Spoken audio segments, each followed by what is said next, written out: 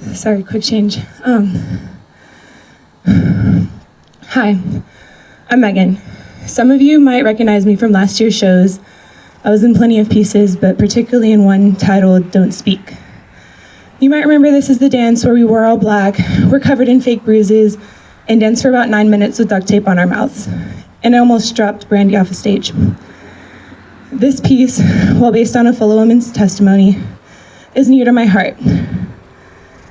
Being given the opportunity to perform in Don't Speak gave me an outlet for my own emotions and opened a door to my story.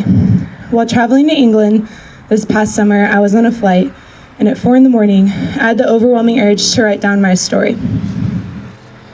I had no idea why, but what I typed in my phone became the beginning of my testimony.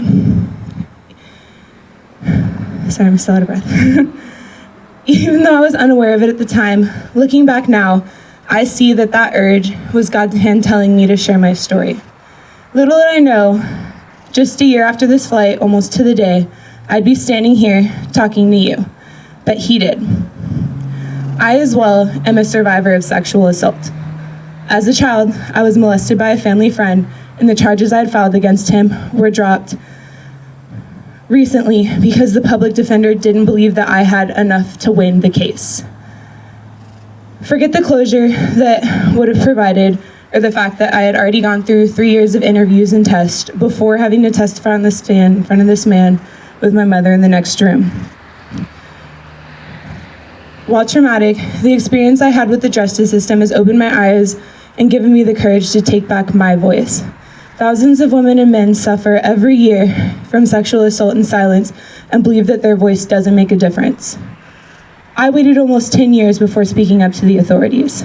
I may not have put this man behind bars, but I sure raised some hell in his life and will not let him to continue on to hurt another child. Silence only gives that person more power.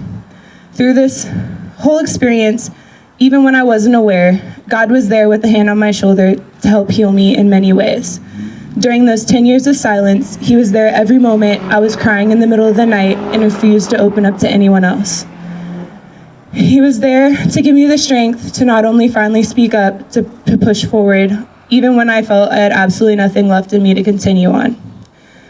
He is the voice that came to me and called me to write down what I had survived, and He's here with me today on this stage as I look at all of you, terrified. I hope my story, even without a textbook ending, encourages someone else to speak up, to rip off their tape, and to take back their voice. Thank you.